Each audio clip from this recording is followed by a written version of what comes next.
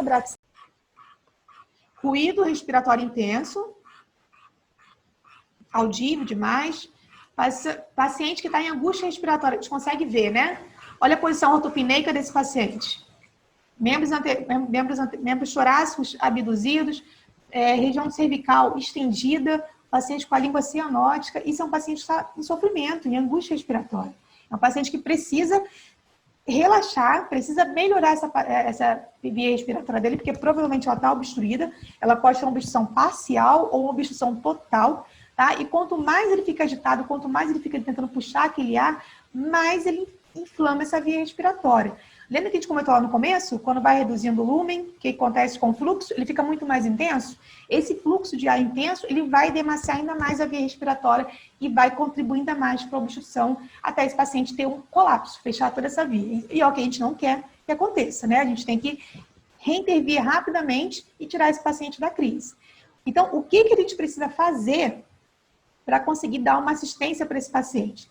Primeira coisa é manter a calma. Né? Eu costumo falar, isso principalmente para mim, manter a calma. Você não consegue ajudar ninguém se você estiver nervoso, né? Então você só piora a situação. Então manter a calma, lembrar de como, do passo a passo, o que tem que ser feito e lembrar que essa assistência tem que ser de forma simultânea, né? Não é assim pensando, ai meu Deus, qual que é primeiro? Qual vem primeiro? O oxigênio? O acesso? Não, é tudo simultâneo. Você precisa, para fazer isso de forma simultânea, você precisa de uma equipe treinada, porque também nada adianta você ter 10 pessoas ali, os 10 ficarem todo mundo tonto, ninguém saber o que fazer, não tem uma pessoa para liderar tudo isso. Então eu preciso ter uma equipe com uma pessoa responsável em liderar tudo isso e cada um sabendo mais ou menos o que vai ser feito, tá? Uma equipe treinada, preparada, que seja organizada para dar uma assistência eficiente, curta, rápida, dentro do tempo que a gente consegue ali para reverter o quadro emergencial que esse paciente chega para a gente. Então, além disso, você também tem que ter um ambiente preparado. Se você trabalha com emergência, você sabe que a qualquer momento pode chegar uma emergência. Então, eu não posso ficar sentada com braços cruzados esperando a emergência chegar. Eu tenho que pensar já no seguinte, ó, eu vou deixar tudo organizado. Materiais aqui de drogas ativas, drogas de reanimação, se precisar, deixar tudo identificado. Digo, não é para puxar na seringa, porque a gente sabe que não pode fazer isso, mas deixar tudo identificado nas caixinhas onde está cada fármaco, organizado, de preferência por ordem alfabética, que agilize na hora de buscar o medicamento, deixar o material ali para entubar, material de traqueostomia, oxigênio já com com um cilindro cheio de oxigênio. Então, assim, a gente tem que organizar, né? Porque quanto mais você deixa o serviço organizado, melhor serviço você vai prestar para esse paciente na emergência, tá? Então, tem que lembrar desses pontos, manter a calma, ter uma equipe treinada, organizada, sincronizada e um ambiente também preparado para que você consiga dar uma assistência rápida para esse paciente. Sabendo disso, o que a gente vai fazer nesse paciente, então? Esse paciente, ele quer respirar. Ele está precisando de oxigênio. Mas ele também, além do oxigênio, ele precisa de uma via. Porque não adianta também você colocar oxigênio para o animal e não ter via para receber esse oxigênio. Tá? Então, vamos falar aqui primeiro dos pacientes que chegam nessa crise, mas que não chegam com obstrução total. Ainda tem uma via aérea patente ali, tá? Tá inflamada, tá obstruída. Ela não tá tão, na verdade, não tá tão assim, 100% patente, mas ainda tem uma passagem de ar ali. O que você pode fazer inicialmente? Lembrar que é simultâneo, não existe uma ordem, tá? É simultâneo, tudo junto. Uma equipe preparada consegue fazer isso. Então, oxigenoterapia. Eu vou fornecer uma fonte de oxigenoterapia para esse paciente. Ah, eu vou pegar, esse paciente tem a cabecinha difícil para colocar a máscara. Não interessa, você vai tentar colocar o oxigênio diretamente para dentro desse paciente e sem estressar. Não adianta você querer encaixar a máscara, ficar segurando na cabecinha do cão e o animal já está com dificuldade para respirar, ele fica estressado com a situação, isso piora ainda mais, esse animal pode ter uma parada respiratória por conta do estresse que a gente estava provocando. Então, nada de estressar esse paciente com a máscara. Ah, eu vou colocar então uma sonda nasal. Não tem que colocar, não é agora que tem que colocar a sonda nasal. Se você saber depois o quanto de fluxo, de litro de oxigênio você vai fornecer para esse paciente, o fluxo, você consegue ver isso depois que esse paciente sai da crise. Né? Depois você tem um valor de gasometria arterial, saber quanto é a saturação, isso é para depois. Inicialmente você vai dar uma fonte de oxigênio. Qual a preferência? Aquela que não vai estressar o animal. Então, pode colocar a máscara um pouco mais distante, né, do rosto, para ele não ficar muito estressado, ou se ele mesmo assim ficar estranhando a máscara, tira a máscara, põe só a mangueirinha próxima da parte da narina, como forma de você conseguir tirar esse paciente da crise e depois melhorar esse fornecimento, né? A forma de administração desse oxigênio. Lembrar que eu concordo que você sempre tem que estabelecer um acesso venoso, inicialmente, né? Porque se esse paciente também parar, né, tiver uma parada cardíaca, enfim, se o paciente tiver qualquer intercorrência, você consegue intervir rapidamente com acesso venoso.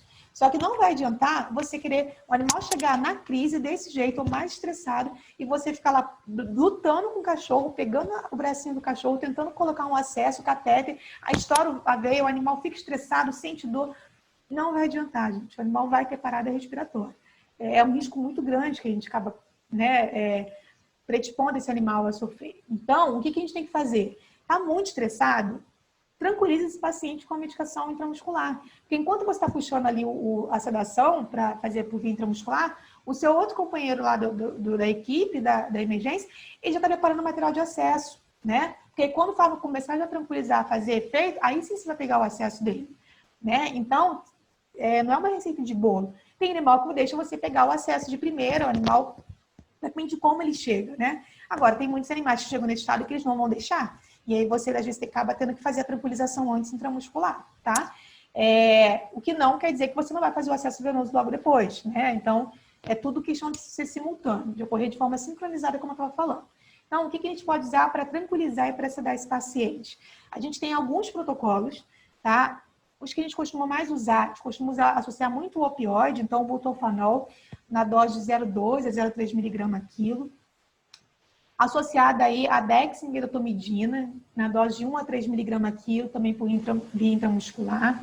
Uma vantagem de você fazer a dexmedetomidina é que você tem um reversor. Normalmente a gente tem um reversor, né? Que é o cloridrato de adipamezole.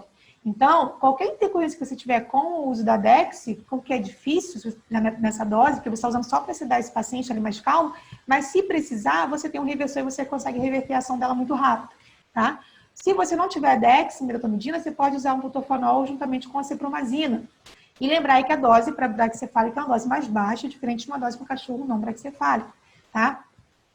Esse paciente começou a acalmar, tá no oxigênio, tá aceitando bem, tá começando a responder ao seu tratamento inicial, agora sim, você vai fazer a venóclise, né? Já deixou todo o material de acesso pronto, vai pegar esse acesso, o animal vai permitir o acesso, colocou o acesso, ótimo, agora a gente tem uma via ali que qualquer intercorrência você consegue corrigir, tá? O que a gente faz logo em seguida? Normalmente a gente faz o corticoide, né? Porque esse animal tá com a via aérea inflamada, né? Mas se ele tá respondendo esse tratamento inicial, e antes de você fazer o corticoide, o que eu aconselho fazer? O que eu li em muitos trabalhos, né? O que eles aconselham também. Aconselho sempre você verificar a temperatura antes desse animal. Por quê? Normalmente, o paciente braquicefálico, como ele tem aquele déficit no mecanismo de termorregulação, eles podem chegar muito hipertérmicos, tipo 40 de temperatura. E você fazer corticoide nesse momento, né, é lógico, o animal já com a via aérea fechada, aí você tem que pesar o que vai ser mais, o que vai salvar o animal primeiro, né? De pesar o que acaba sendo menos agravante aqui, tem que ser feito inicialmente, mais emergencial. Mas se o animal está respondendo a tua oxigenoterapia, a tranquilização que você começou a fazer, o animal está evoluindo bem, num quadro desse que não chega a ser um animal parando, né? Não está com a via toda fechada, o que você pode fazer? Ver a temperatura desse animal antes, porque se essa temperatura estiver muito aumentada, o corticoide pode ser perigoso num primeiro momento, tá? Por quê? Porque quando o animal tem um estresse térmico inicial, você normalmente tem todo aquele... Tá ocorrendo normalmente uma vasoconstrição, principalmente aqui dos órgãos abdominais, trato gastrointestinal, fígado, baço. E aí, quando ocorre a vasoconstrição, para tentar dissipar o calor perifericamente, né? Porque é uma tentativa do organismo inicialmente fazer quando tem um estresse térmico, e você faz o corticóide com esse animal com a temperatura lá em cima, você pode predispor a lesões de úlceras gástricas, né? Todo o trato gastrointestinal desse animal. Então, assim, é aconselhável, primeiro você conseguiu estabilizar inicialmente o animal, ver a temperatura. Está muito, muito alta? Primeiro tenta fazer um resfriamento ativo desse paciente. Ah, não, a temperatura está 39 no máximo, dá para fazer o corticoide. Ou então o animal está com a via aérea toda fechada. Aí eu não vi nenhum trabalho que compare isso, né, nesse sentido. Mas aí você tem que pesar o que realmente vai ser mais viável naquele momento.